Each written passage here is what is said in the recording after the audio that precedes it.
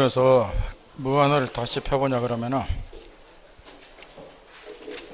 요거 이제 민법 시험에는 해당이 없는데 중개사법 실무 선생이 그 실무 시험에는 나온다고 판례가 변경된 게 하나가 있어요. 거기 우리 교재는 굳이 민법에는 이게 필요가 없는 건데 632페이지 보면 판례 사례가 하나 있죠. 632페이지 거기 마지막 구절 보면 이게 이제 수탁자가 제3자에게 처분했을 때 형법상 횡령죄가 성립하는가 그걸 물어보는 판례인데 민법에서 이제 이런 거 물어볼 일 없고 뭐 벌칙 규정이라든가 뭐 범죄가 성립하는 게 실무시험에서 나온다고 그러더라고 말이야. 그 판례가 2016년도 5월 19일인가 얼마 전이죠. 판례가 변경이 됐어요. 이제 실무 선생님들이 이 판례를 분석을 뭐하니까 다 7번 보세요. 민법하고 상관없죠. 실무시험이 필요하다 그러니까 지금 이걸 묻고 있는데 이거를 3자간 등기 명의신탁 중간성약 등기 명의신탁에서 요 갑이자 몇 돈이고 요 의뢰자 병하고 명의신탁 약정을 맺고 그것도 야매로 뭐 횡령죄가 성립한다 안 한다 해도 못 풀어. 그러니까 왜 그러는가? 법은 그걸 공부하는 거야. 왜 요거 배우는 거 법은. 요게 이제 신탁자고 요게 수탁자예요. 그러면 아까 이제 우리 민법에서는 지금 이 3자간 등기 명의신탁 경우는 요 매도인이 그대로 소유자다. 아까 확인했죠? 얘는 이제 등기 가지고 들어와 소유자 아니다. 근데 얘가 저 제3자에게 처분하면은 수탁자로부터 양도받은 제3자는 선악부는 소유권 취득하는데 여기까지 이제 민법에서 하는 건데 문제는 이거예요. 지금 내가 지금 명의신탁 약정을 맺고 얘한테 쉽게 말해 이런 이야기죠. 네가 내 땅 잘 좀 보관해. 등기 가지고 있으니까 했는데 얘가 처분해봤다는 거예요. 그러니까 얘가 처분한 것은 여기 신탁자에 대해서 형법상 횡령죄가 성립하는가 요걸 묻고 있는데 옛날에는 횡령죄가 성립한다는 게 판례였어요. 요 수탁자가 제3자 처분한 것은 신탁자에 대해서 횡령죄가 성립한다 했던 게 지금 이제 판례가 2016년도 6월 달인가요? 변경이 돼서 지금 이 신탁자에 대한 관계에서도 판례죠. 요거야. 신탁자에 대한 관계에서 횡령죄가 성립할 일이 없다는 거야. 그럼 뭘 깨우쳐야 되냐면 이 횡령죄라고 하는 것이 어떨 때 성립하는 걸 알아야 되는데 가장 핵심이 요거예요. 횡령죄가 성립되려면 타인의 재물을 보관한 자여야 돼요. 타인의 재물을 보관한 자가 이 신임관계 입에서 위탁 신임관계 입에서 이렇게 나는 너를 믿고서 내 걸 맡겨놨는데 이야기야. 왜 마음대로 처분했을까? 그러니까 넌 나쁜 새끼다. 이게 횡령죄라는 거야. 그래서 타인의 재물을 보관한 자가 위탁 신임관계 입에서 타인의 재물을 처분했을 때 횡령죄가 성립하는 거예요. 그러면 결국 여기는 이걸 묻는 거예요. 지금 여기서 이 수탁자가 이 토지를 보관하는 것이 이 신탁자의 토지를 보관한 것이냐 이걸 묻고 있는 거예요. 타인의 재물을 보관한 자야지 횡령죄 주체가 돼요. 근데 얘 소유자예요? 그건 아니잖아. 소유자는 얘잖아. 그러니까 소유권은 얘한테 없기 때문에 얘가 신탁자 소유물을 보관한 사실이 없으니까 원칙적으로 횡령죄가 성립될 일이 없다는 거예요. 여기까지 알아들었나요? 요 판례는 요거에 대한 횡령죄야. 근데 방금 이렇게 이야기했다는 거예요. 소유권은 지금 얘한테 있지 얘는 민법상 소유자가 아니기 때문에 얘는 이자의 토지를 보관한 자가 아니다. 그러니까 처분하더라도 신탁자에 대한 횡령죄가 성립이 안 된다. 정확히 붙였나요? 그러면 이제 묻는다고 말이에요. 얘가 소유자잖아. 그럼 얘가 처분한 것은 매도인에 대한 횡령죄가 되는가? 소유자니까. 매도인에 대한 횡령죄가 되는가? 요거는 이제 이 판례가 지금 노타치를 하고 있는데 한번 해보세요. 지금 이 판례는 신탁자에 대한 횡령죄가 성립되는 그걸 묻는 거야. 그러니까 얘는 소유자 아니잖아. 그러니까 얘가 이자의 재물을 보관한 거 아니잖아. 원전적으로 횡령죄가 성립 안 돼서 판례가 이제 변경이 됐는데 문제는 그러면 궁금한 게 얘가 소유자가 아니니까 얘는 얘 토지를 보관한 게 아니던 게 횡령죄 안 됐다면 얘가 소유자니까 처분한 것은 얘 토지를 얘가 보관했다 처분했으니까 매도인에 대한 횡령죄가 성립되는 건 아닌가 이런 의문이 있다 그 말이에요. 결론부터 이야기하면 성립이 안 되는데 매도인에 대해서도 얘가 소유자라 카더라도 안 되는데 이유가 뭐냐 그러면 여기 보세요. 지금 타인의 재물을 보관자가 위탁 신인관계에 위배를 해야 돼요. 이별해서 처분해야 되는데 위탁 신인관계 이별해야 돼. 근데 여기 지금 얘는 이자에 대해서도 행령죄가 성립이 안 되는데, 첫째 이자에 대해서는 얘가 소유자가 아니니까 얘는 이자의 재물을 보관한 자가 아니고, 매도인에 대한 행령죄도 성립이 안 되는 것은 그러지 그거 요게 없다가 얘가 두 사람 사이에 무슨 신인관계가 없잖아. 이렇게 명의태 약정을 맺었기 때문에 얘 두 사람 일체 뭐 계약관계 없잖아. 그러니까 위탁 신인관계가 두 놈 사이에 없기 때문에 매도인에 대한 행령죄는 원천적으로 안 되는 거야.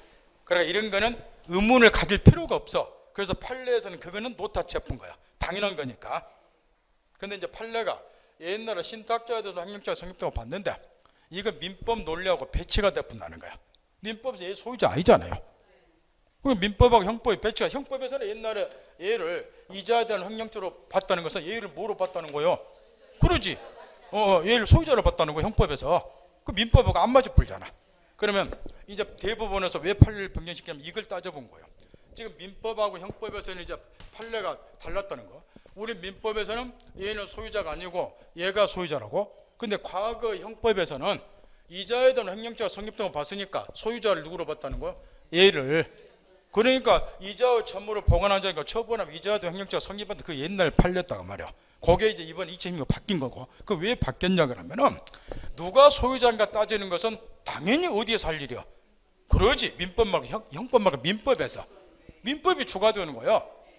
민법이 사법상 법률관계를 따지는 것이 민법이잖아. 이게. 그러니까 민법이 우선해야지. 소유권 소유자 따지는 거나. 그 민법에서 얘 소유자 아니잖아요. 그래서 판례가 변경된 거라고. 뭐 알겠어요?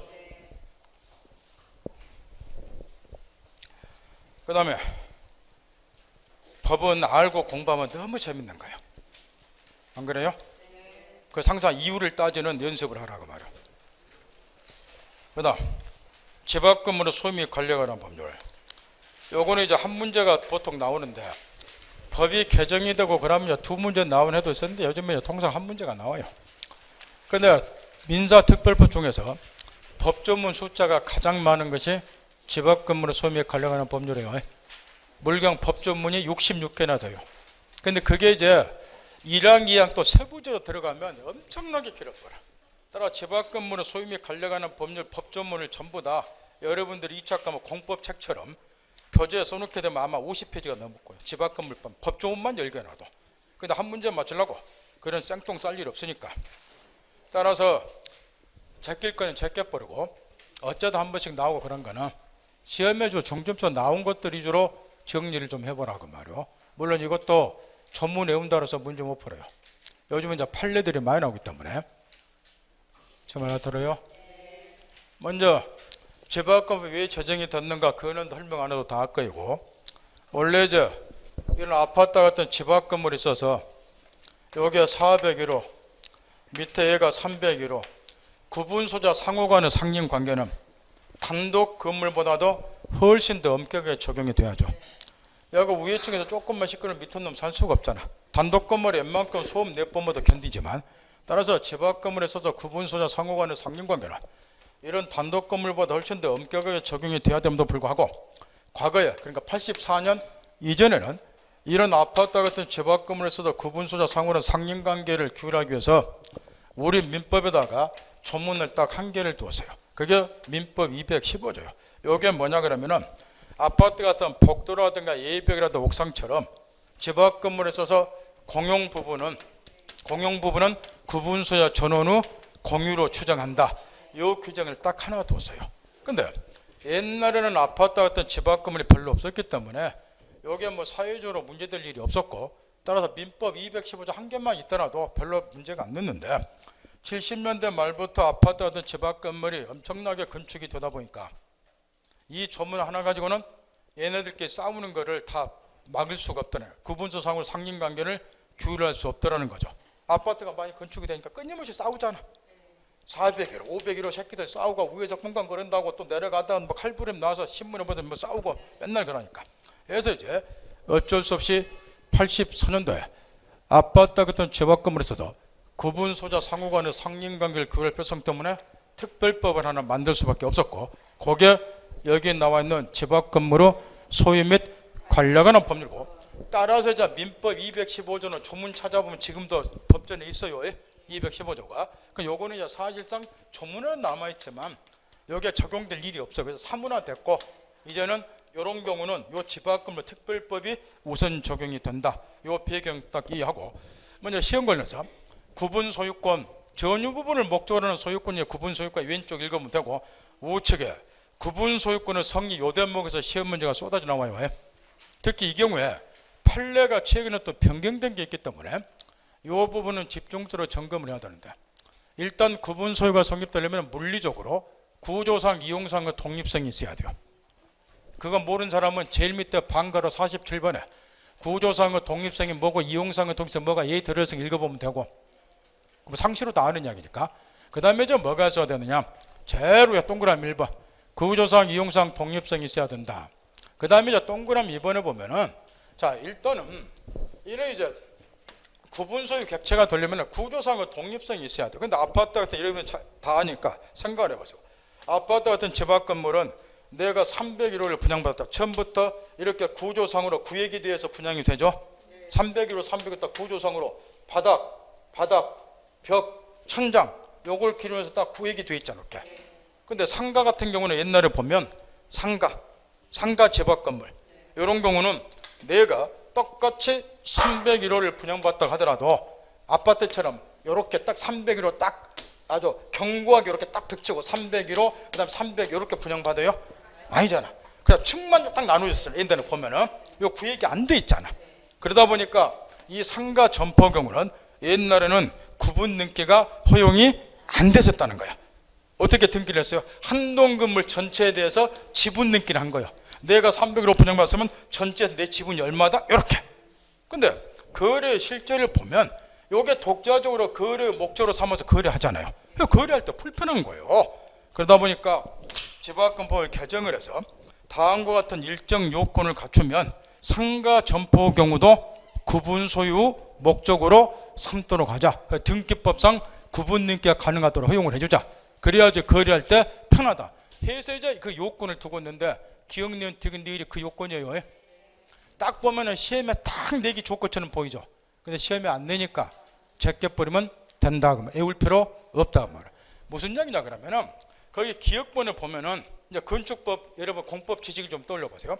건축법상 거기 보면 판매 시설이라든가 또는 운수 시설일 것 요 경우만 해서 이제 구분 등기가 허용이 된다는 소리인데 건축법에서 배우잖아요. 상가 같은 거 운수 시설 뭐 있고 터미널 같은 거. 근데 거기 바로 보면 또 집배송 시설은 제한한다 그랬잖아요. 집배송 시설 그 택배 같은 거 그 물건 보관하는 창고 있잖아. 이런 건 임시로 가설 임시 시설이잖아. 임시 시설은 구분 점포로 하면 안 된다는 거야. 견고하게 지어진 거 아니잖아. 건축법에서 배우잖아 그런 거. 그러니까 집배송 시설 제한다 가로고 쓰였잖아요. 이거는 임시 시설이기 때문에 견고한 건물이 아니라니까요. 그러니까 이거는 구분 소유 객체가 되면 안 되는 거야. 이제 그런 이야기더란 말이야. 근데 여러분 공부한 걸로 보면 니인번을 봐보세요. 운수시설 용도해야 되는 바닥 면적이 1,000평방미터 이상이니까 이렇게 되니까 딱 외우기 좋게 됐단 말이야. 근데 아까 얘기한 것처럼 시험에 안 나오니까 굳이 외울 필요는 없고 이 집합건물법에 이 조항을 왜 신설했는가 그것만 이해를 하면 되고 제껴보란 말이야. 그 다음에 이제 구분 소유자 구분행위 요게 중요하다. 요게 중요하단 말이야. 지금 구분 소유가 성립이 되려면 일단 이제 물리적으로 구조상 이용상의 독립성이 있어야 돼요. 그런데 이제 문제가 뭐냐 그러면은 예를 들어서 이 건물에다가 2계층을 증축을 했다는 거예요. 2계층을 구조상 독립성이 있어요. 이용상 독립성이 있다고 쳐보자 그 말이야. 그럼 알아들어요? 그따위서 이게 꼭 구분 소유가 언제 성립되는 게 아니라 그 말이야. 만약 건물 소유자가 구분 등기를 안 하고 어떻게 해버려도 돼요? 등기를 한동 건물 전체로 등기해 버릴 수도 있잖아. 그럼 등기 어떻게 하면 돼요? 요 건물 등기 뭐에 표제부에다가 그 표시란에다가 면적이 늘어났잖아. 그럼 면적 표시 변경 등기만 해버리면 되잖아. 그럼 요거는 구분 소유가 성립이 안 되는 거야. 그러니까 중요한 거는 구조상 이용상 독립성이 있어야 되지만 요 부분을 독립한 소유권을 객체로 삼으려는 당사자 뭐가 있어야 돼? 의사가. 그런 걸 뭐라고 부른다? 구분행위. 따라서 소유자와 구분해서 동그라미 1번 뒷구절 보세요. 구분 건물의 구조상 이용성 독립성을 갖춰야 되고 그 다음 줄이 핵심이란 말. 그 건물을 구분 소유권을 객체화하는 의사표시 구분행위에 있어야 된다는 거예요. 이게 핵심이라고 말이야. 그 다음에 이제 이 구분행위는 그럼 뭐냐? 동그라미 2번에 이게 이제 최근 판례인데 건물의 특정 부분을 구분해서 별개의 소유권을 객체화하는 일종의 법률행위로서 구체적인 방법, 무슨 시기, 제한이 없다. 따라서 뒷페이지 넘기세요. 판례 1번 찾으세요. 요 판례 1번으로 여기 연결되는 거예요. 지금 안에 지금 막 따로따로 막 써놨는데 확인했나요? 그러면 구체적으로 구분행위라고 하는 것은 요 특정 부분을 독립된 소유권을 객체로 삼기는 당사자 의사 구분행위가 있어야 되는데 그럼 구분행위는 어떻게 인정이 되냐? 그게 문제가 아니에요. 제 말 알아들어요? 거기에 이제 연결된 것이 판례 사례 1번이라고 말해요. 눈으로 읽어보세요. 건물이 물리적으로 완성되기 전에도 자 아파트 같은 경우는 건축 허가 신청할 때도 나는 이렇게 쪼개서 이거 분양할 것이다 허가 받고 그 다음에 뭐 할 때도 그 다음 주 분양계약 등을 체결할 때도 어떻게 체결해요? 나는 300유로 분양받았다. 이 특정 부분을 객체해서 분양계약 체결하잖아요. 그 말 알아들어요? 이런 게 곧 무슨 행위에 해당이 된다?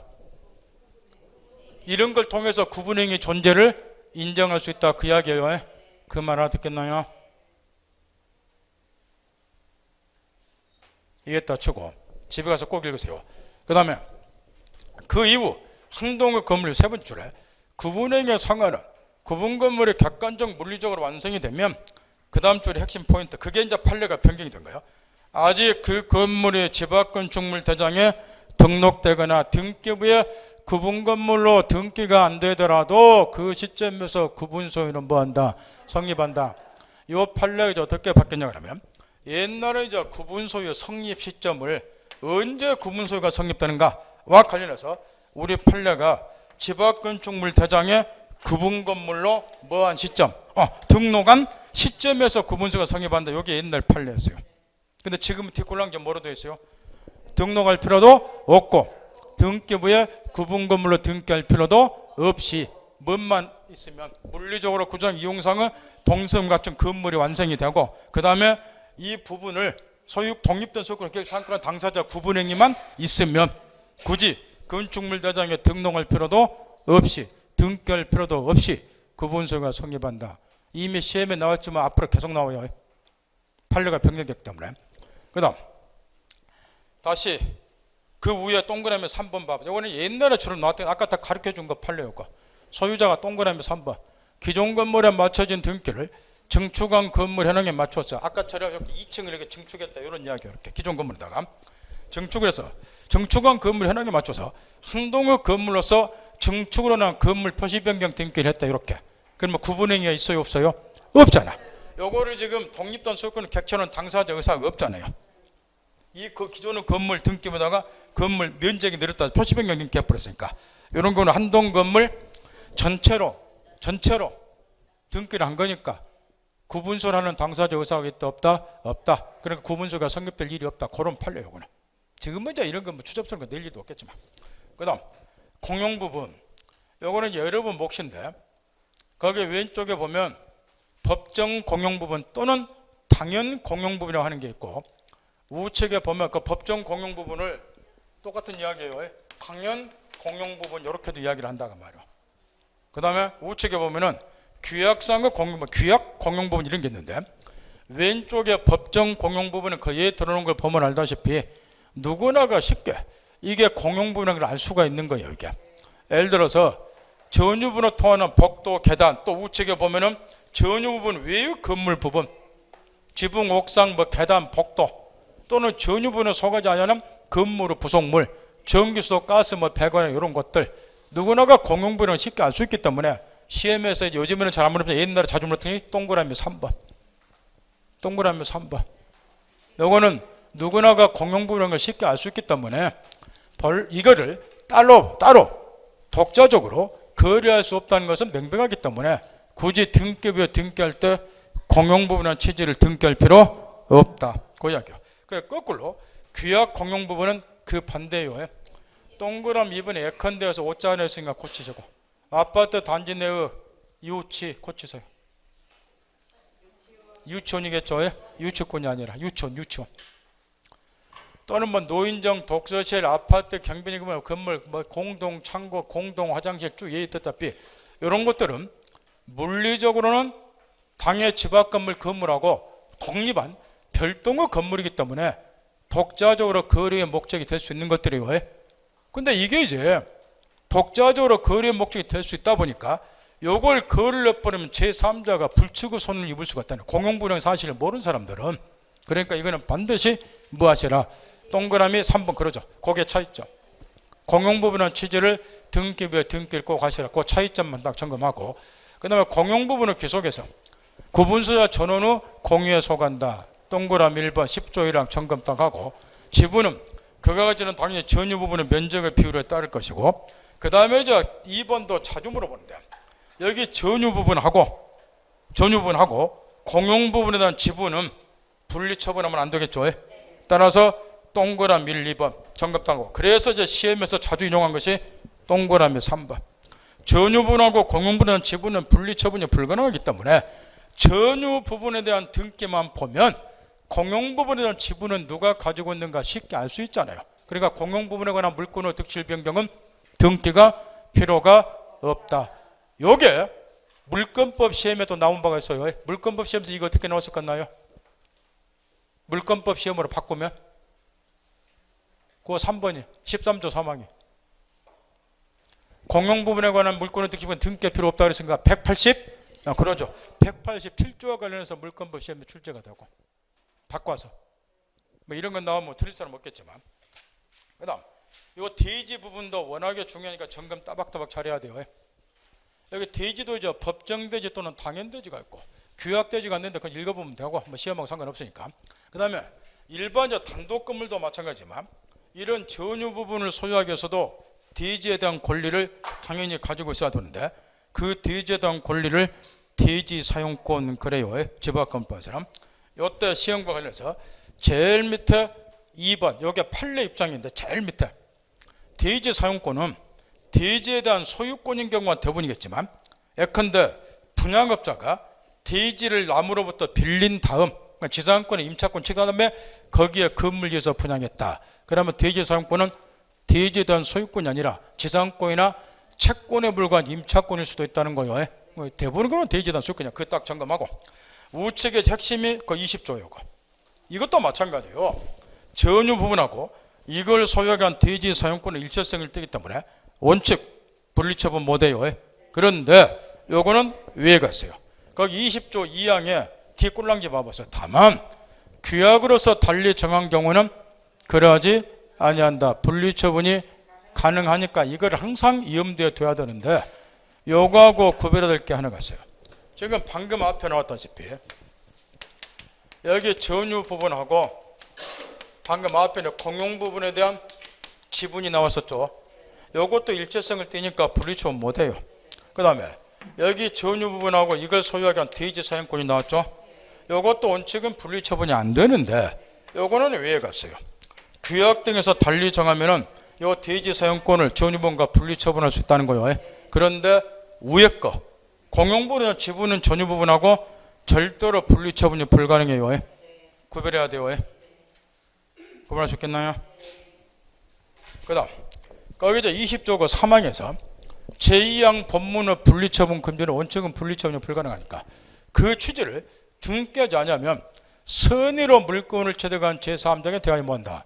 이 10조 3항이 당연한 건데 그 대지가 집 앞 건물의 대지라는 것을 모르고서 대지에 대한 소유권 취득한 아들이 있을 거 아니에요.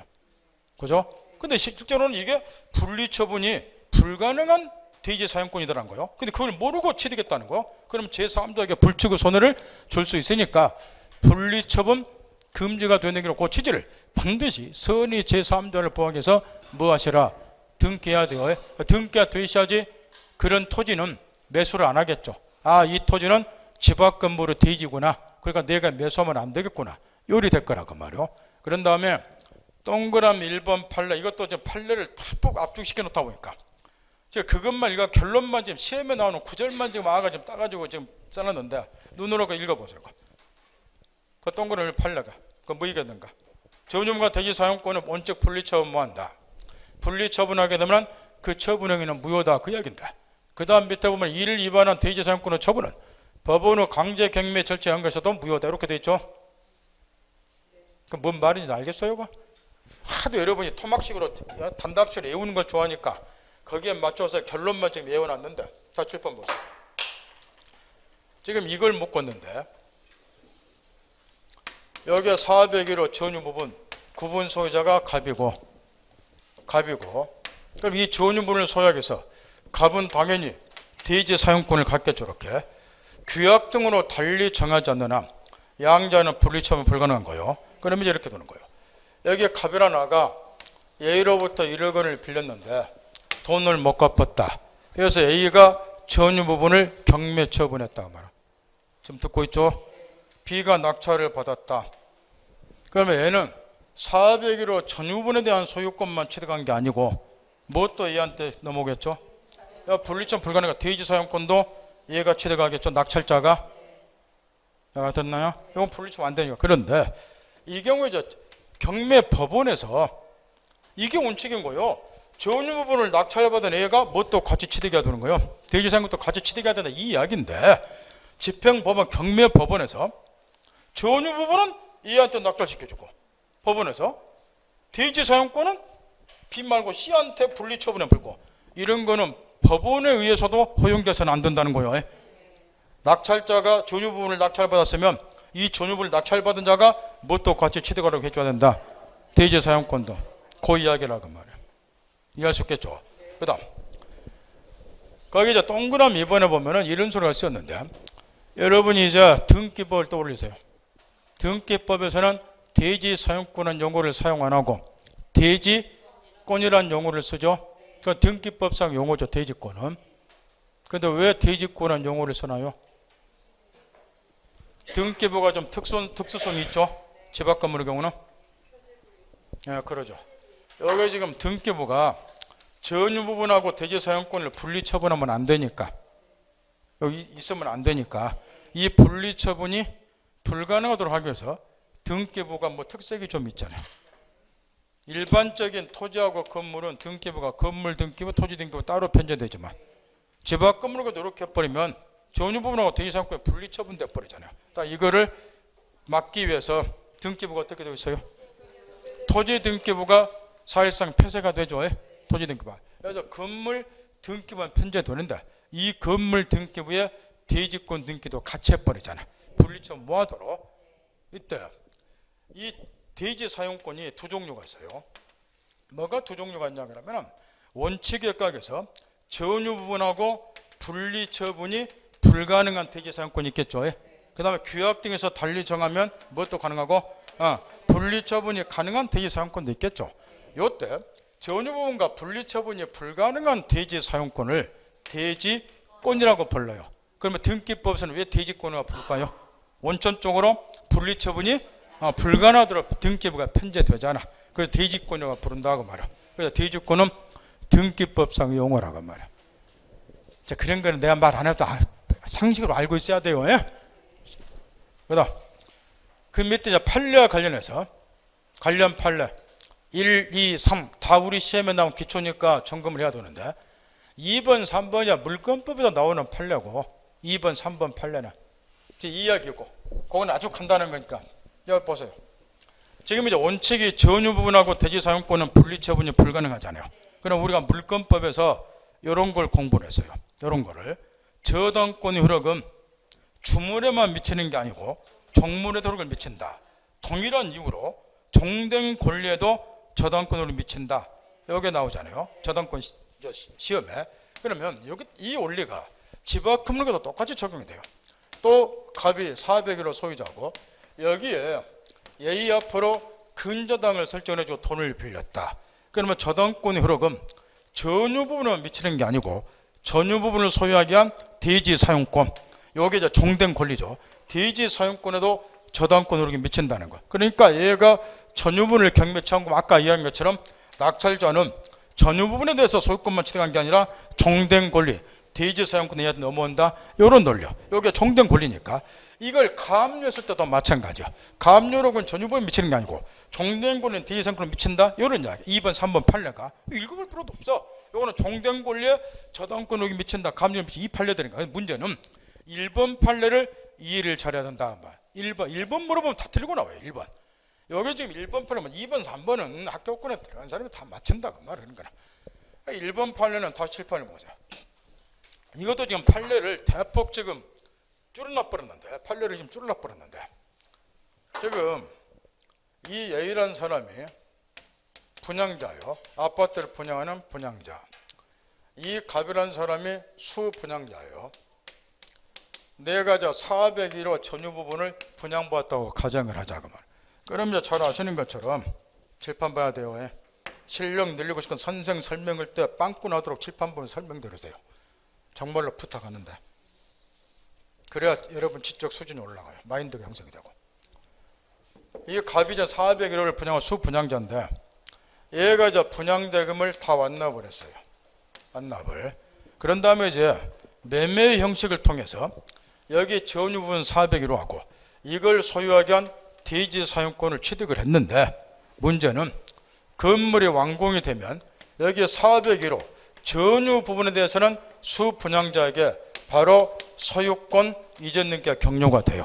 근데 이걸 소유하게 한 대지 사용권, 대지에 대한 지분은 얘한테 바로 등기가 이전이 안 된다는 거예요. 옛날에 보면 그 이유가 뭐냐 그러면은 여기에 이제 분필, 대지 부분은 구분소자 전원 후 공유에 속해요. 그러니까 얘네들의 지분 후 비율을 정하는 데 쌈박질을 하고 분필 합필열차 거치는 데 시간 걸리고 하다 보니까 옛날 관행을 보면 건물을 완공돼 1년쯤 뒤에 대지권 등기가 나오더라는 그렇게. 그러니까 이제 문제가 터져본다 그 말이에요. 지금 요 갑은 매매 형식을 빌려서 지금 전유 부분에 대해서 등기가 이전 받았죠. 그 대지권 등기는 지금 앞으로 돼 있어요, 안 됐어요? 안 돼 있잖아. 현재 상태에서. 해서 이제 얘 앞으로 지금 대지권 등기는 안 나와 있다 그 말이에요. 그러면 결과적으로 얘는 대지 부분에 대해서는 등기 없이 전유 부분 소유하고 있잖아요. 그래서 이제 문제가 되는 것이 뭐냐? 이 경우에 얘가 대지권 등기 없이 요 대지 부분을 점유해서 사용하는 것도 집합 건물의 소유 및 관리에 관한 법에서 말하는 대지 사용권으로 볼 수 있는가? 요걸 묻는 판례인데 스톱하겠나요? 대지권 등기는 안 나왔기 때문에 대지권 등기 없이 대지를 점유 사용하잖아요. 이것도 이 전유물을 소유한 대지 사용권을 볼 수 있는가 이야기인데, 대지 사용권 해당이 안 되면 요거 철거하는 불상사를 겪어야 돼요. 대지에 대한 권리 없이 나무 토지에 건물 갖고 있는 셈이 되는 거예요. 그래서 이제 당연지사로 이것도 집합금 소유 관련 법률이라면 대지 사용권 해당이 된다고 보는데, 요때 거기 1번 판례에서 세 번째 줄을 보세요. 이러한 점유 사용권은 단지 점유권과는 차원을 달리는 본권이다. 이 말을 이해 잘하라 그 말이야. 그 말이 이해되나요? 뭔 소리예요? 얘가 지금 대지를 점유하니까 당연히 점유권은 같잖아요. 근데 얘가 대지를 점유 사용하는 것은 단순한 점유권이 아니고 점유할 수 있는 권리, 무엇을 의미한다? 이 점유권은 점유할 수 있냐 없냐는 안 따지는 거예요. 그 단순한 점유권에 해당하면 이게 대지 사용권이 안 되는 거예요. 그 말 알아들어요? 단순한 점유권을 보면 대지 사용권이 안 된다니까요. 점유권에 속된 말로 기나 고동이나 요 점유만 하면 점유권을 다 가지니까. 그러면 대지 사용권이 안 되는 거야. 점유할 수 있어야 된다 그 말이야. 점유할 수 있는 권리를 뭐라 그래요? 점유할 수 있는 권리를 본권에 가잖아요. 그 말 이해하겠나요? 그러니까 요거는 뭐에 해당이 된다는 거? 대지 사용권에 해당이 된다 그 이야기예요. 그 구절을 이해를 잘하라고 말이에요.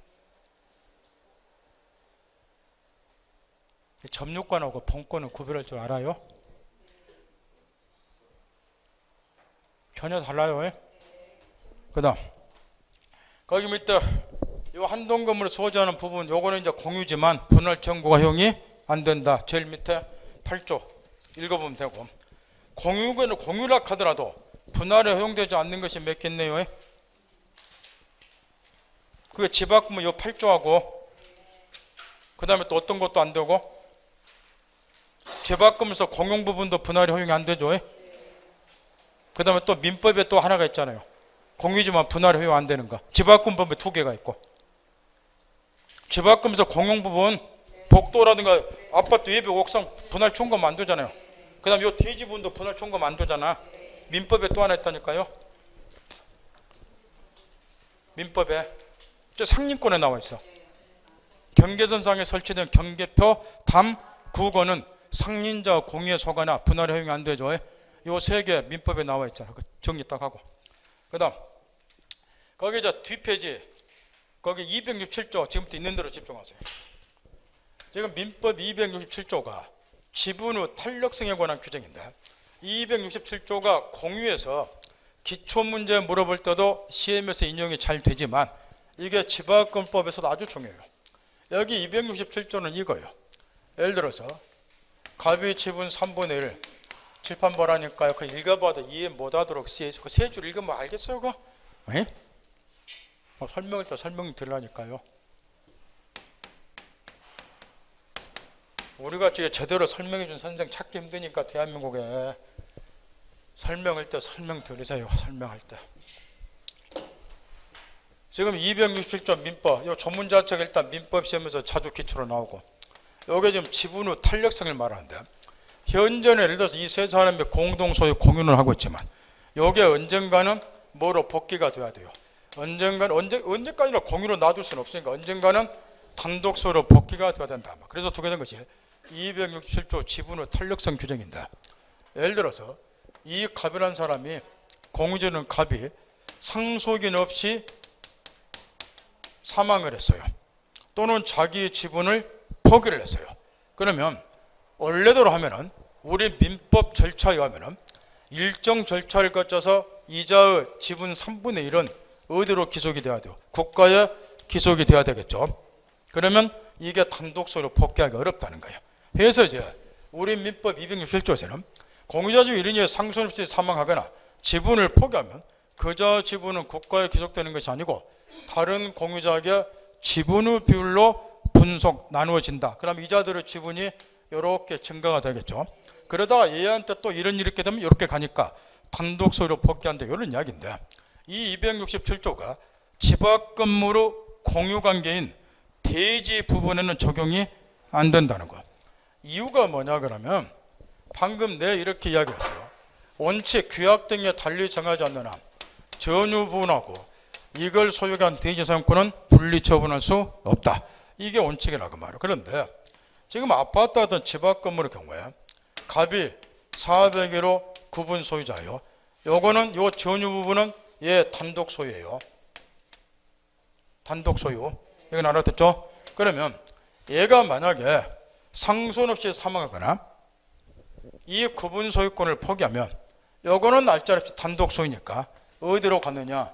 요거는 국가에 기속이 되는 그렇게. 그런데 문제는 이 400일로 전유분을 소유해서 얘가 대지 사용권을 갖겠죠. 그런데 이 대지 사용권은 요 대지 부분은 구분 소유자 전원의 공유에 속하기 때문에 얘는 대지에 대한 뭐를 가지고 있을 거라는 말이에요. 지분이 있을 거라고 말이에요. 대지에 대한 지분이. 그런데 이 대지 부분이 공유라 그래서 해서 얘가 대지에 대한 지분을 가지고 있다 그래서 얘가 상속 없이 사망하거나 지분 대지에 대한 지분을 포기했다 그래서 요 지분이 민법 267조에 따라서 다른 구분 소유자에게 지분의 비율로 기속이 되면 결론이 어떻게 되나요? 전유 부분 어디로 갔어요? 국가로. 대지에 대한 지분은 어디로 갔어요? 다른 구분 소유자에게 분리처분이 됐죠? 분리처분이 돼버렸잖아. 그럼 어찌해야 돼요? 요가 분리처분이 돼서는 안 되니까 요게 국가에 기속이 됐으면 대지에 대한 요 지분은 민법 267조가 적용돼서는 안 되고 이것도 어디로 가야 된다? 똑같이 국가로. 그 이야기라고 말이에요. 이해할 수 있겠나요? 그 다음 우우체는 분양자 담보 책임.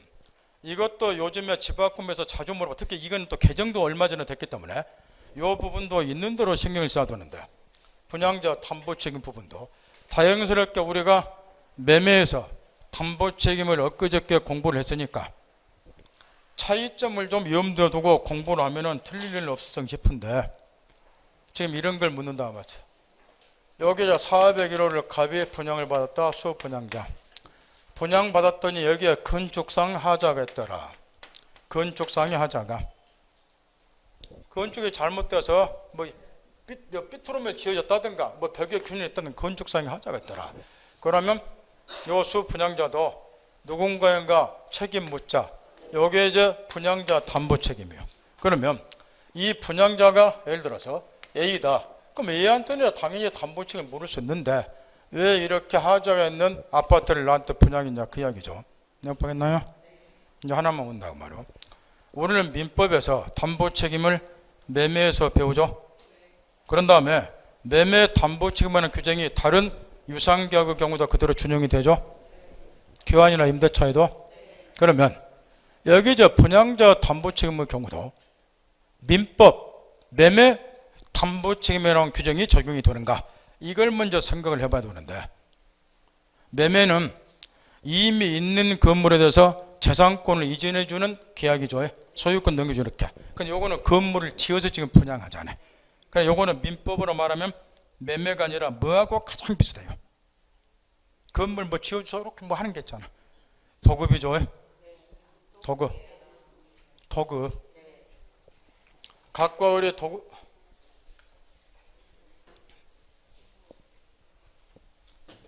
각과 을이 건물 한 채를 지어주는 도급계약을 체결했다. 도급인 얘가 건물 지어준 수급인. 도급인이 인도받고 건물을 하자고 했더라. 그럼 이 경우도 이제 책임을 묻는 거야 똑같이.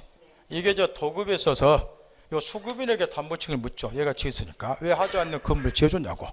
그러면 이 분양자 담보 책임은 뭐하고 비슷한? 매매가 아니라 도급에 있어서 요 수급인의 담보 책임 비슷하잖아. 건물 지어서 인도했으니까.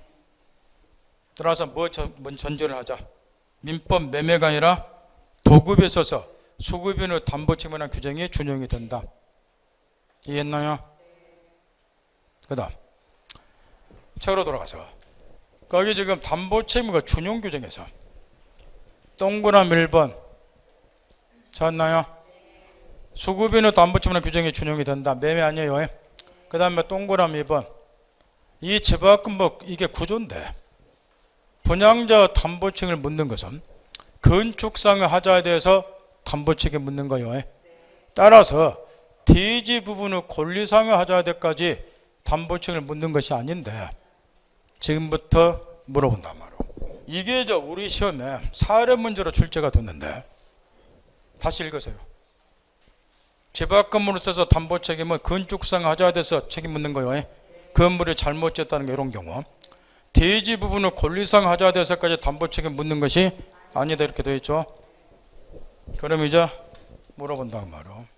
이런 아파트를 이제 분양을 하는데 내가 분양받고 보니까 여기에 건축상 하자가 있다. 그러면 민법 말고 지금 우리가 배우는 집합금을 구조해서 얘한테 담보 책임 묻는 거예요. 건축상 하자에 대해서는. 그런데 이걸 분양을 할 때 분양자가 대지에 대한 지분을 네가 401호를 분양받으면 네 대지 면적이 10평방미터다. 이렇게 이제 정해서 얘한테 딱 분양을 했어요.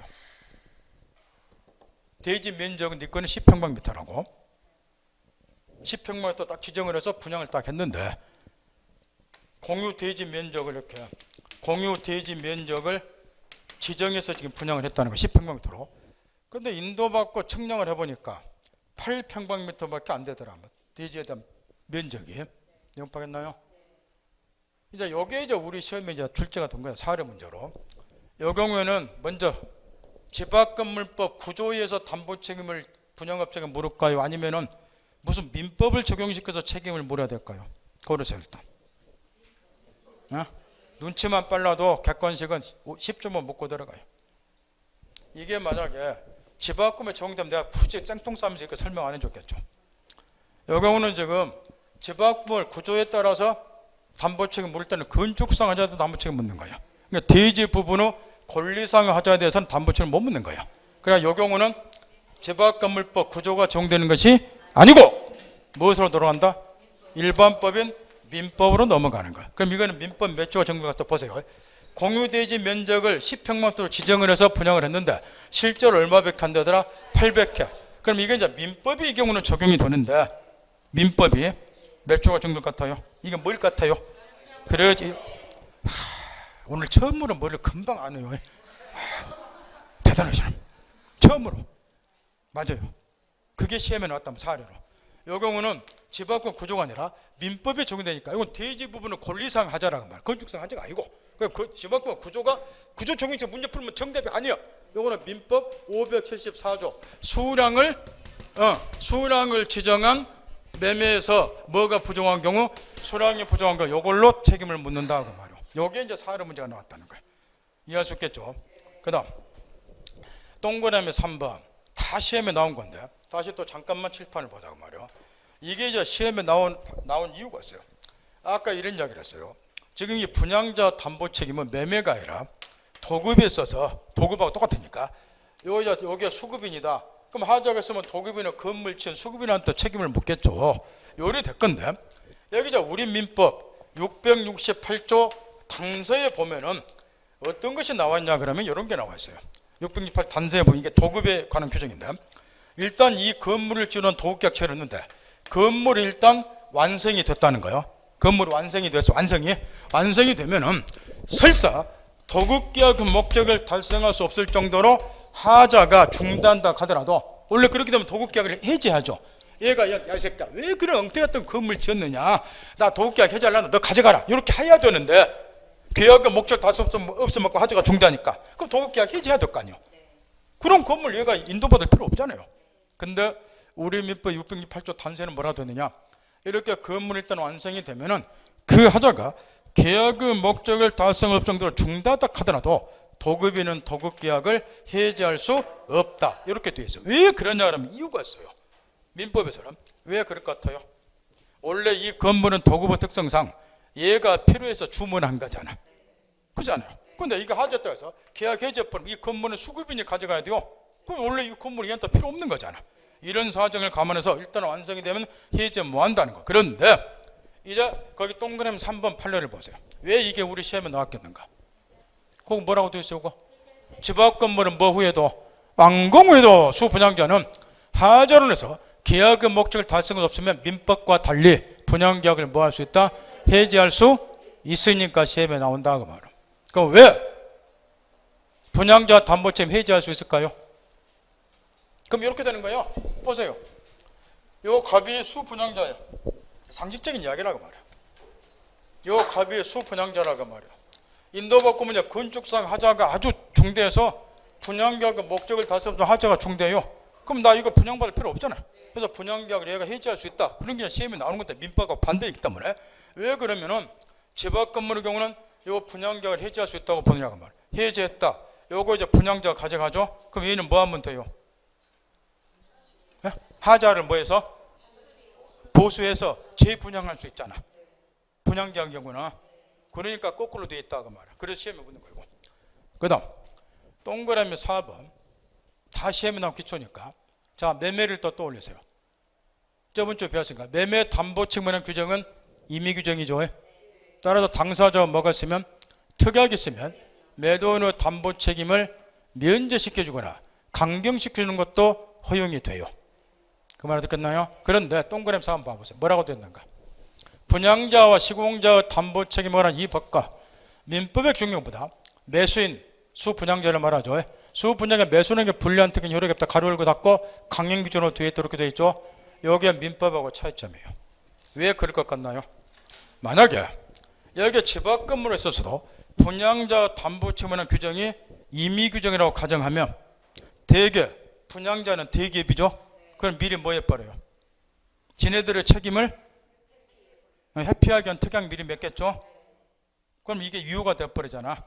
그러면 얘네들이 어쩌? 그래도 안 해도 옛날에는 이 새끼들이 건축비 다 빼먹고 부실 아파트에서 아우 아파트처럼 아우리를 물어보는 경우도 있었는데 그런 부실 건물을 공급할 거 아니야 그 말이야. 그럼 어찌하죠? 경관 건물을 지어서 수분양자들이 분양하도록 하려면은 책임을 특약에 서 면제시켜주면 안 되죠. 그래서 뭐로 해놓은 거예요? 강행규정으로. 민법하고 차이점 이해하겠나요? 이렇게 가르쳐 주는데도 참말로 틀리고 이해 못하면은 정말로 반성 많이 하세요. 정말로. 그 다음 또 한 가지 아주 중요한 것이 개정이 돼서 3년 전에 다 7번 보세요. 여기 지금 개정이 되다 보니까 이 담보 책임이 계속 해년마다 지금 출제가 되고 있는데 이 부분에서 지금 원래 분양자 담보 책임은 옛날에는 개정되기 전에는 이렇게 됐어요. 이렇게 지금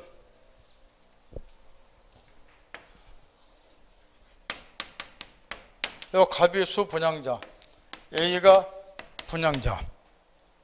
그러면 건축상 하자겠다. 요 분양자 그 당사자 요 둘이니까. 그러면 담보 책임을 수분양자는 분양자에게만 그 하자에 대해서 담보 책임 묻도록 되어 있었어요. 무슨 말 알겠나요? 그런데 통상 보면 이 건물은 분양자가 지은 게 아니라 시공자가 따로 있잖아요. 그래서 비건설회사가 시공자로서 건물을 지었다는 거예요. 그러면 최종적으로 여러분 생각 상식으로 이 분양을 받아보면 건축상 하자가 있다 잘못 지었더라. 그럼 최종적인 책임은 원래 누가 져야 될 것 같나요? 시공자 아니면 분양자? 그러죠. 시공자가 져야죠. 근데 이제 과거에 우리 집합금법은 수분양자가 시공자에게 직접 담보 책임을 물을 수 없다. 여기에 판례 입장이고 여기에 3년 전에 우리 시험에 출제가 됐어요. 우리 중개사 시험에도 시공자도 담보 책임 물을 수 없다는 게 판례니까 누구한테 물으라는 거예요? 분양자에게만. 그런데 이 시험 문제 나온 그 다음에 법을 개정해 버렸어. 이게 판례가 2011년도 이 판례가 나왔는데 시공자에 대해서 담보 책임 물을 수 없다. 이게 우리 시험에 바로 나왔다고. 그 나오자마자 그 다음 년도에 법을 개정해 버렸어. 그런 다음에 이제 뭘 했느냐? 옛날에 개정되기 전에 판례는 얘는 얘한테만 담보 책임 묻고 그 다음에 순서대로 분양자는 또 누구한테 책임 묻고 그러죠. 이렇게 묻는 거예요. 원래대로 하면. 그다음 민법 이론을 도입하면 얘는 얘한테 직접 담보 책임 못 묻고 얘한테 묻되 얘는 또 얘한테 물어야 되는데 굳이 얘가 얘한테 책임을 묻고 싶으면 뭐 하면 돼요? 그러지. 뭐 실력이 많이 늘었어 일주일 만에. 또 그렇게 하시라고 공부를 생각하면서 얼마나 좋아요. 실력 빵빵 늘고 잘하시네. 자꾸 생각하면서 얘가 얘한테 묻는 담보 책임을 얘가 얘를 대위해서 책임 물으면 돼요. 왜냐 그러면 원래는 얘한테 물어야 되지만 얘가 무자력 상태 뭐 책임질 만한 뭐가 부도난 새끼야 이 새끼가. 그럼 얘한테 못 묻잖아요. 그럼 얘는 얘한테 물어야 되고 그 책임 안 물으니까 대위 행사하면 된다 이렇게 논리구성을 했는데 그러다 보니까 이자 보호에 좀 미흡하다는 거야. 그래서 법을 요 판례가 나오고 우리 시험에 딱 한 번 나오자마자 그 다음 년도에 개정을 해버렸어요. 그래서 이제는 얘가 얘한테 직접 시공자도 직접 담보 책임을 묻도록. 이게 이제 핵심이고 그게 옛날 판례 옛날도 아니야. 2011년도 판례 엊그저께. 그게 우리 시험에 나왔는데 그거는 이제 삭제 뿌려야 돼요. 그 판례는 이제 틀린 것이 돼버렸어. 법이 개정이 돼버렸으니까. 따라서 다시 위로 올라가서 의인안에 구조에서 그 뒷구조를 봐보세요. 그 분양한 자 분양자와 분양자 계약에 따라서 건물의 전부터 일부를 시공해서 완성한 자 통칭자 시공자 그래요. 얘네들한테도 담보 책임을 물을 수 있다. 여기에 추가된 거예요. 그 다음 다시 이제 밑으로 내려와서 2번을 보세요. 그런데 이제 문제가 하나 있다고 말이요. 지금 이 갑이자 직접 시공자에게 하자도 책임 물어라 이렇게 돼 있어요. 그런데 얘한테 무한정 책임을 묻게 되면은 여기 좀 건설회사들이 많을 건데 그래도 건설회사도 힘들잖아요. 옛날에 다 부도나요. 직접 막 손해배상 청구해버리면. 그러다 보니까 요 시공자 책임을 좀 일정 범위 내로 제한을 하자 그 말이야. 그래서 일단 두게 된 것이 거기 밑에 9조 3항이요.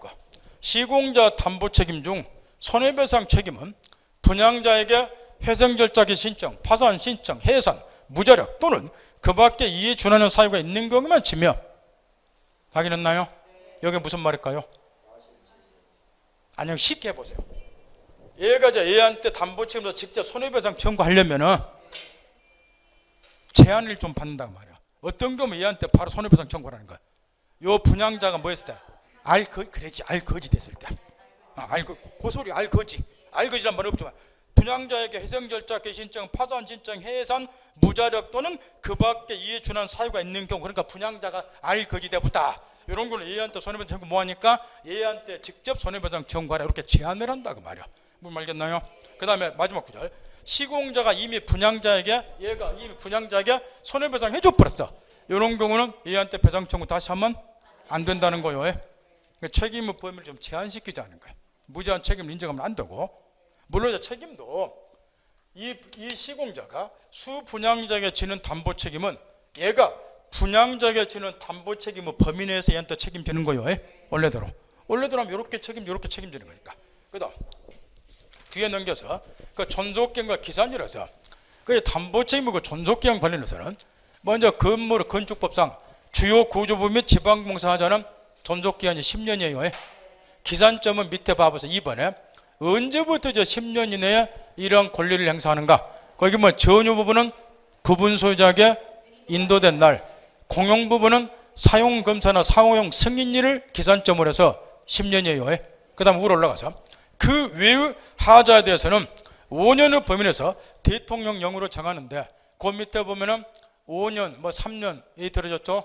굳이 그거 요거는 시행령이 나와 있는 건데 시행령에 이것까지는 아직 시험에 물어본 바가 없는데 우리 개인 선거로는 이런 기간까지 굳이 외울 필요가 있겠냐고 말이야. 민법 시험인데 그러니까 무시해도 될 것 같고 그 대신 제일 밑에 멸실 훼손의 경우 이런 경우는 그 하자로서 건물이 아예 멸실 훼손돼 버리면 외관상으로 하자했다는 것은 누구나 쉽게 알잖아요. 멸실 훼손돼 버렸으니까. 이런 경우는 권리행사 기간을 굳이 10년, 5년 이렇게 할 필요가 없다는 것. 따라서 몇 년 이내에 권리행사? 1년 이내에. 그 다음에 우추로 넘어가서 가장 중요한 것이 그 2번 판례인데 2번 판례 한번 읽어보세요. 그 요지를 깨우쳐야 돼. 2번 판례에서 담보 책임은 누가 묻느냐 그 이야기예요. 이런 경우에 예를 들어서 요 갑이 원래 저 분양받은 수분양자 이렇게 그 얘가 저 401호를 을에게 판 거야. 양도했어요. 그럼 얘가 저 현재 소유자는 양순이. 그러면 두 놈 중에서 누가 담보 책임 묻습니까? 이걸 묻는 판례인데 그걸 떠나서 어디 하나만 물어봅시다. 우리가 지금 매매에서 담보 책임 공부를 했죠. 그러면 담보 책임은 원래 누구한테 묻는 책임이에요? 예를 들어서 요 건물에서 둘이 매매를 했어요.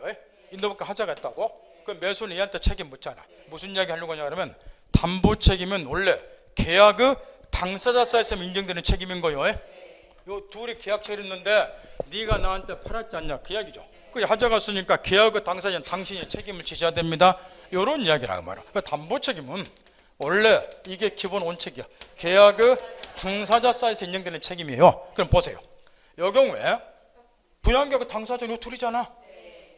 그럼 이 원리를 민법 원리를 적용시키면 얘만이 책임을 물어야죠. 안 그래요? 근데 아파트 같은 경우는 수시로 뭐 하잖아. 전전 양도가 되잖아요.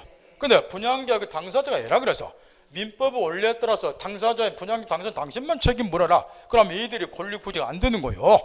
얘는 팔 앞으로 없고 얘가 책임을 물어줘야 되는데 안 물어줄 거 아니까.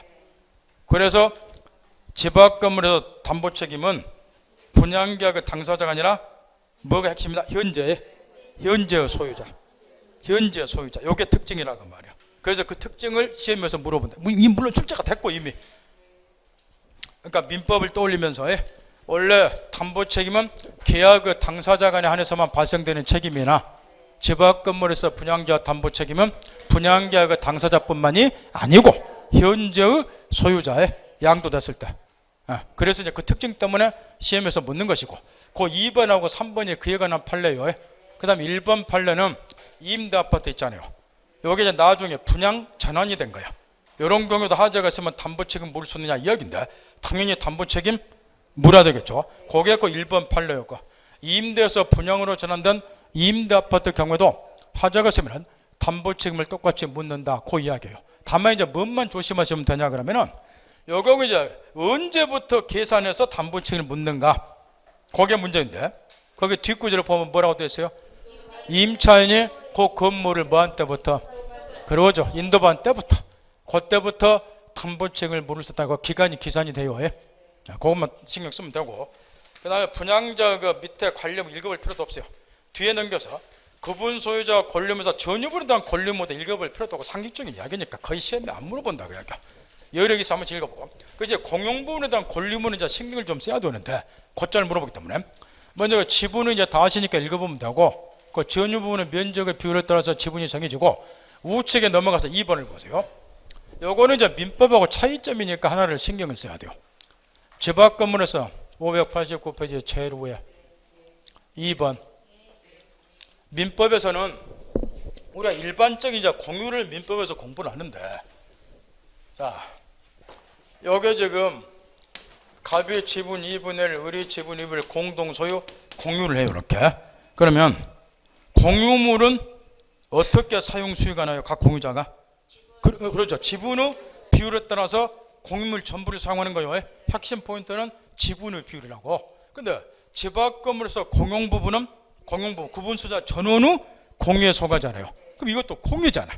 그럼 이것도 지분 후 비율에 따라서 공용 부분을 사용 수익하는가? 그래서 이제 묻는 건데 시험에서 아주 간단하지만 만약 그렇게 하게 되면은 겁나게 웃겨요.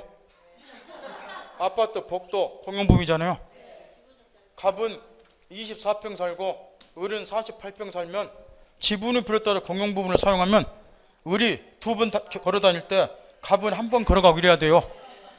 웃기잖아. 이해 못하니까 안 웃기겠지만 여러분은. 따라서 지분 후 비율이 아니라 뭐에 따라 사용한다? 용도에 따라서. 용도에 따라 민법과 차이점이요. 그 다음에 그 밑에 공용 부분의 관리 및 보존 행위는 민법하고 한번 비교를 해보세요. 민법에서 일반적인 공유 경우는 관리에 관한 사항은 지분 후 어제도 가르쳐줬죠. 상감대차 보호할 때 지분 후 과반수를 결정하잖아. 관리에 관한 사항은 보존 행위는 각자가 단독으로 하잖아요. 보존 행위 예를 들어서 공용 부분을 제3자가 침해했을 때 내가 지분권에 기해서 방해배제 청구한다, 반환 청구한다 이런 게 보존 행위잖아. 민법하고 똑같이 이런 건 단독으로 해요. 그래서 거기 보면 이제 공용 부분의 관리 동그라미 1번 통상의 집회결의 요게 이제 구분소자 가반수면 의결권 후 가반수니까 민법하고 똑같죠. 그러니까 보존 행위는 각자가 단독으로 한다 똑같죠. 그런데 시험에서 곧잘 물어보는 것은 우리 민법에서 공유 물어볼 때는 제일 많이 물어보는 게 뭐예요? 관리에 관한 사항이라고 그랬죠. 민법에서 지분 후 가반수를 결정하는 거예요. 그래서 집합건물법에서 물어보는 것은 뭘 많이 물어보냐 그러면 4번에 공용 부분의 변경행위를 제일 많이 물어봐요. 변경행위고 요게 저 의결 종족수가 구분 소유자 4분의 3 이상 그 다음에 의결권 후 4분의 3 이상 이렇게 됐는데 그러니까 지나가는 길 하나만 생각해 봅시다. 지금 이 구분 소유자하고 이제 관리단 집회 참석해서 뭐 의결하고 그러는데 그게 의결권인데 이게 구분 소유자마다 의결권이 평등하게 인정되는 거 아니에요. 그러니까 항상 의결 종족수 보면 뭐라고 돼 있어요? 구분 소유자 몇 분의 몇 이상 의결권은 몇 분의 몇 이상 이렇게 돼 있잖아요. 그 이코르가 안 되기 때문에 그러는 거예요. 그러니까 구분 소유자마다 평등하게 의결권 인정되는 것이 아니고 요거는 전유 부분 후 면적의 비율에 따라 의결권 인정이 돼요. 그러니까 의결 종족수 항상 이렇게 돼 있다고 말이에요. 구분 소유자 및 그다음 의결권 몇 분의 몇 이런 식으로. 근데 변경권 행위는 각 얼마로 되어 있어요?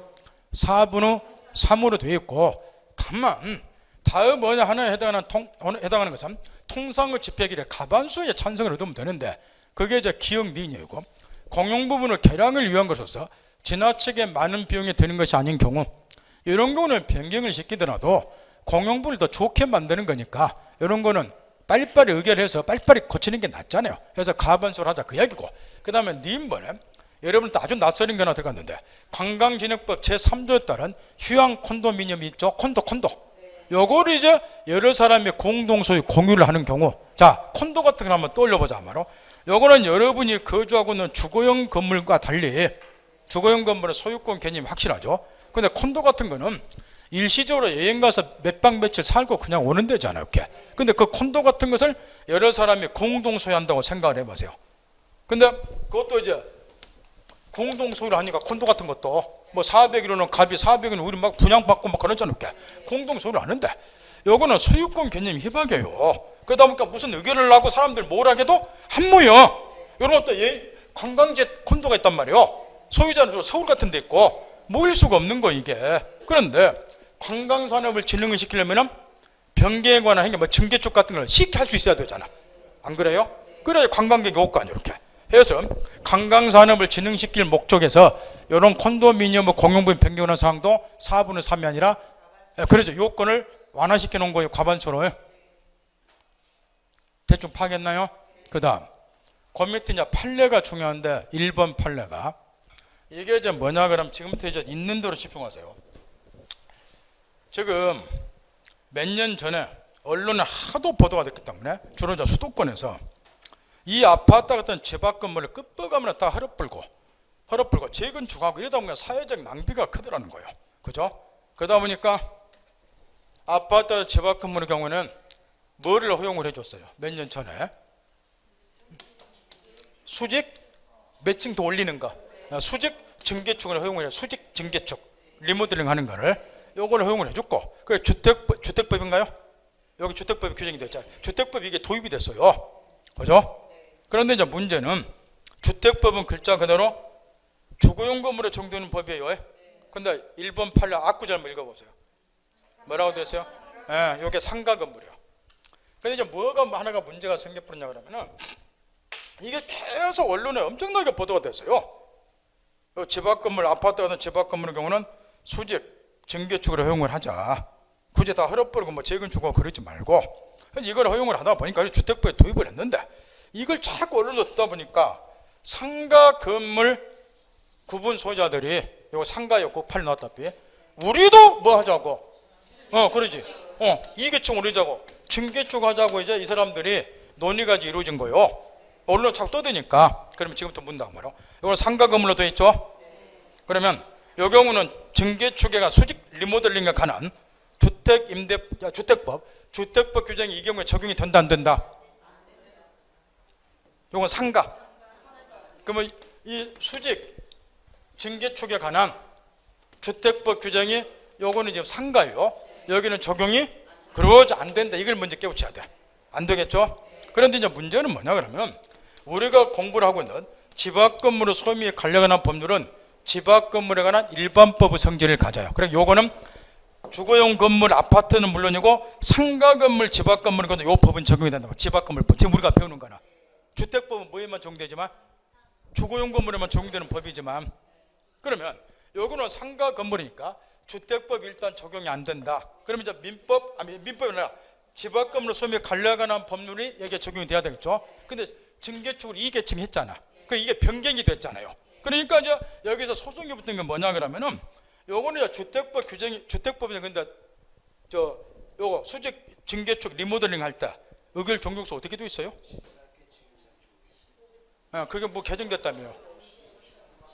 뭐 15층 이상이면 3계층인가 하고 그 미만이면 2계층을 하는데 의결 종족수가 뭐 대표장하고 구분소 조합원들하고 의결 종족수가 다른가요? 만약 이게 이제 주택법 적용돼 그 의결 종족수가 적용되는 거예요. 그 이제 적용이 안 되니까 이제 일반법 중에 성질과는 집 앞 건물법 이게 뭐에 됐다? 변경. 그러면 몇 분의 몇이 찬성이 돼야 돼요? 구분 소유자 무결권은 4분의 3이 찬성을 해서 수직 리모델링 증개축하면 될 거 아니에요. 이렇게 이 말 알아들어요? 그러면 시험이 안 나올 거라. 근데 그 판례 뒤에 봐보세요. 뭐라고 되는가? 이 핵심 요지를 깨우쳐야 돼. 이 경우는 집 앞 건물에 또 적용되는 거 아니라는 거예요. 최종적으로 민법으로 넘어가야 된다는 거예요. 민법으로. 왜 그러냐 그러면 이유가 요거예요. 지금 집 앞 건물에서 변경에 관한 사항은 4분의 3 이상 찬성 없도록 되어 있죠. 근데 이 변경에 관한 사항은 거기에 1번 판례에서 두 번째 줄 뽑으세요. 공용 부분의 용도 및 형상의 변경이 그 이용관계의 단순한 변경에 해당이 돼야 된다는 거예요.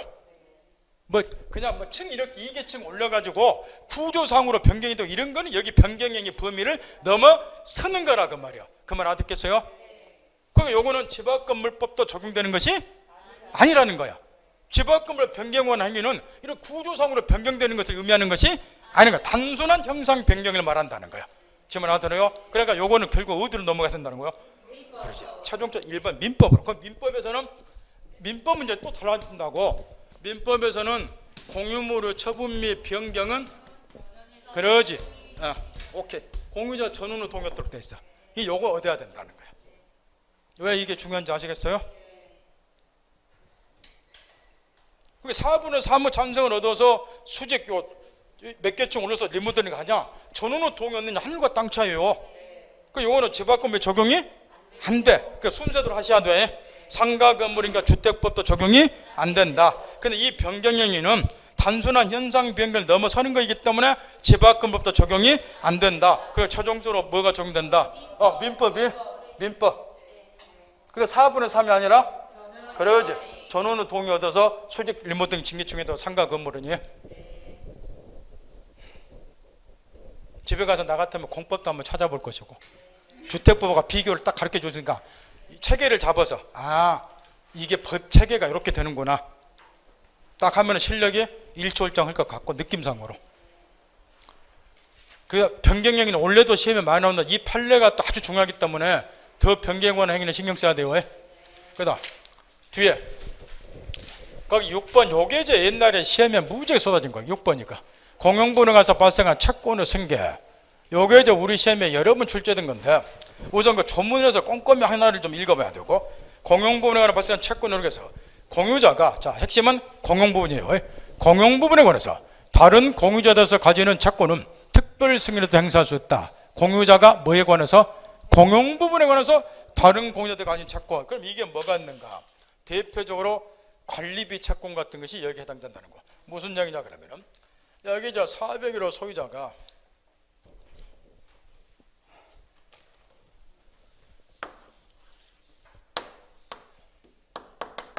여기 저 갑이 구분 소유자인데 얘가 저 관리비를 계속 체납을 했어요. 이렇게.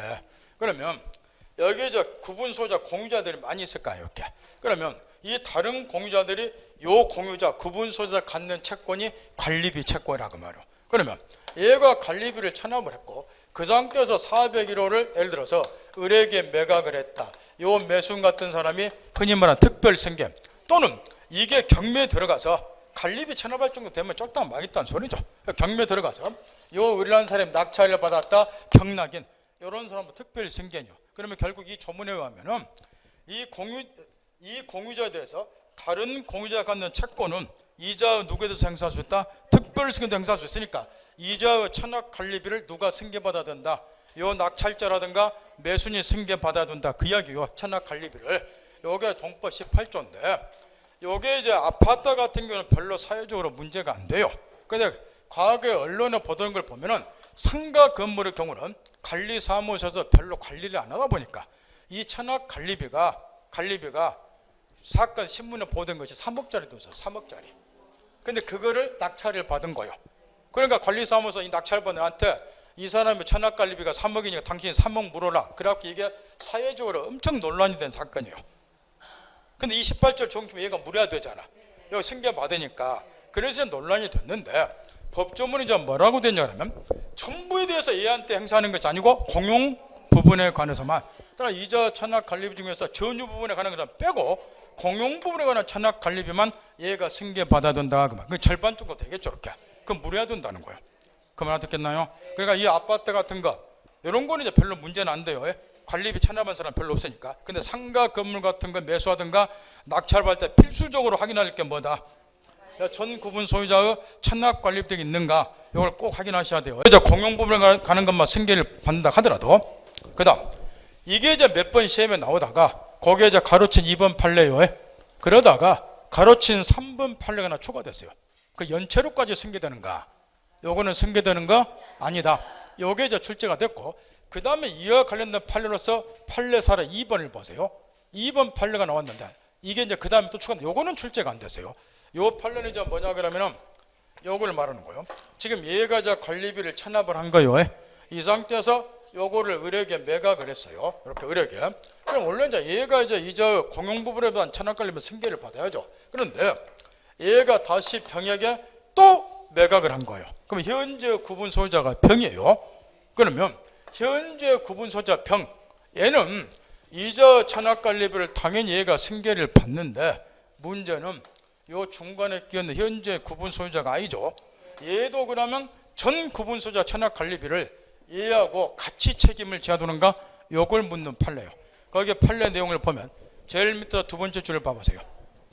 최종 특별 승계뿐만 아니라 그 다음 주부터 그 이전의 구분 소유자는 또 구분 소유권 일 같은 애 구분 소유권의 보유 여부와 상관이 없이 공용 부분에 관한 종전 구분 소유자 갑을 말하죠. 종전 구분 소유자대로 체납 관리비 채무를 부담한다. 요 두 사람이 연대해서 채무를 부담해야 된다. 그 이야기요. 얘가 구분 소유자 현재 아님에도 불구하고 요 판례는 아직 출제가 안 됐어요.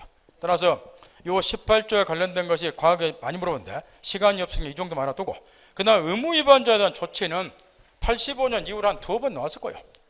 여기 이제 공동이익에 관한 해로운 행위를 했을 때 그자에 대해서 어떤 조치를 취할 것인가 그 이야기인데 조문도 길고 어쩌다 한번 나오는데 한번 10년에 한 번은 나올까 모르겠네요. 집에 가서 엑스표 치시든가 쌀쌀 한번 읽어보세요. 그 다음에 좀만 쉬었다 오죠.